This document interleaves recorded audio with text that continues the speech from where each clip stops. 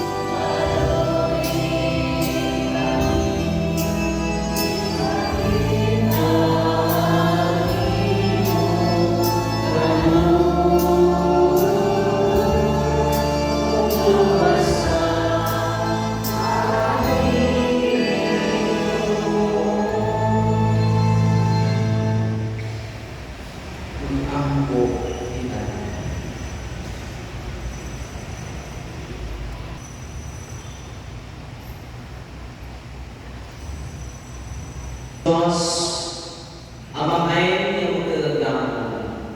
Hugot ang akong pagtuong ang iyong anak na tayo na banhaw, nangamuyo kami anak sa aming suon na sigaw ng Diyos.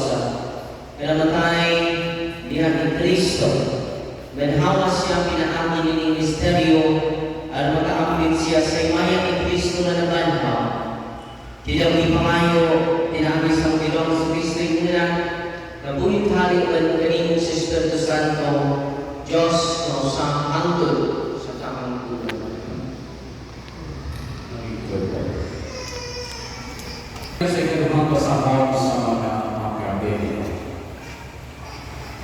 Nagbaon si Judas ikan sa tanan niyang mga tao na may kapat o duha kalibos kasama.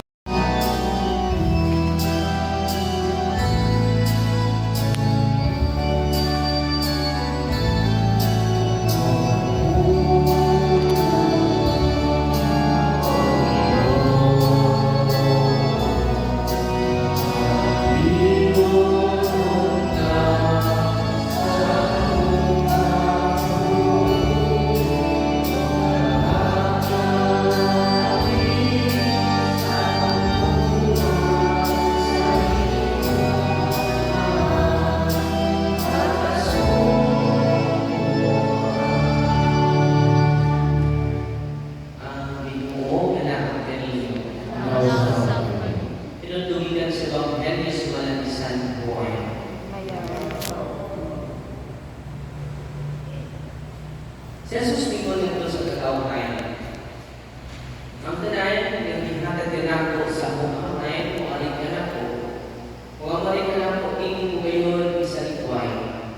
Kinanaman ko bumingan sa langit, ang pagbuhat sa kabubuhan sa nagpadalagan ko. Kung pilig sa kukarin kong kabubuhan, hindi mawang kabubuhan sa nagpadalagan ko, hindi ako kuwan sa sa tanayan. Kaya yung ihatag ka na ko, o banhawon ko silang kanayan sa kapusakan ka, kaya hindi ako ang sa akong amahen. Nga ang dalayan niya makakita sa kanya, kung butuog na niya, makabadod sa kinabuhi walay katapusan. Ubanhawan ko siya sa katapusang mga anak. Ang Ebanghelyo sa Ginoo.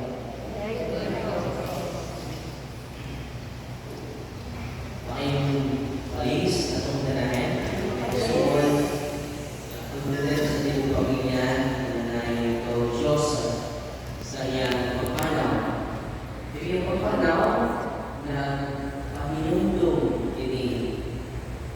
Kaya itong dalayan. Kaya lumalaway kita iining ginahulihan. Anytime na ako sa Ginoo. Anytime na ako sa Ginoo, i-advise natin si Saint Joseph Apostle. Yun siya, the great affair is to die well. All the rest is nothing. Ulalunan ko kayo. The great affair is to die well. Ang pinaka-po nato na misyon na mamatay kita sa talo. Kaya kamatay mo. Doon kayo ako magtatawa ko sa Ginoo. Doon na kung sa may buhato na ito, kung pinamuhin na nasubay sa kakayo. So yung buhato na ito, kung na nagkaayuhan, pagsulti na ng mga maayong mga ulo, magbuhat na ng mga maayong buhat. Kaya naman, the great affair is to die well. Mamatay kita sa tao, sa kaayo. All the rest is nothing. Dahil natin mga achievements are nothing. Dahil natin mga kaptaman are nothing. So may naglalagay sa pagkaya ng pagdalawa. Kaya natin itong balay, biyahan na natin. Nandindot na sa kina, biyahan na natin. Walang sinupingon, ubog kita, may nangibukso. Ubog usap kita, namubali sa Ginoo. Patay mo na, sa ito kayo katias ng probinsya. Ito kayo pinagkakapong yuta, Ilis Valencia. Patay mo na. Dahil kalimot sa isulti ni Saint Joseph Apostle, the great affair is to die well. All the rest is nothing. Kailan mo muda is nothing. Kailan mo kumanta is nothing. Benar niya, pinakay ko dati lang yung ginawia. Unang dati, kayong pakyas sa pagpaganda, nanganda sa iyang kapagyasan.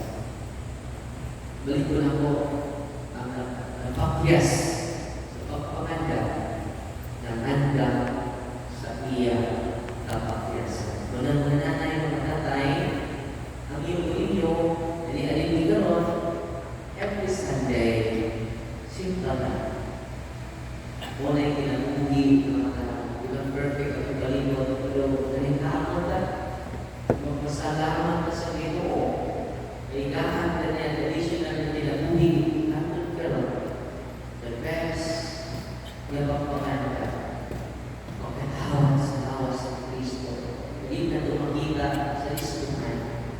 Hindi na ito makita sa buwan. Hindi na makita ito sa cancer. Kaya ilong tayo na naguyog siya sa balaan na tabernakulo. Ito na tayo mga tatay. Ako na lang yung inyo. Ayaw ninyo sige. Ang oportunidad na makikuban sa Ginoo. Gabi na, Santos Misa.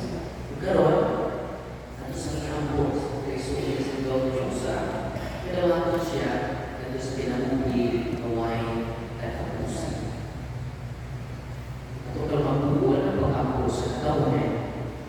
Mag-ampo kita sa pagtubo o pagsalig sa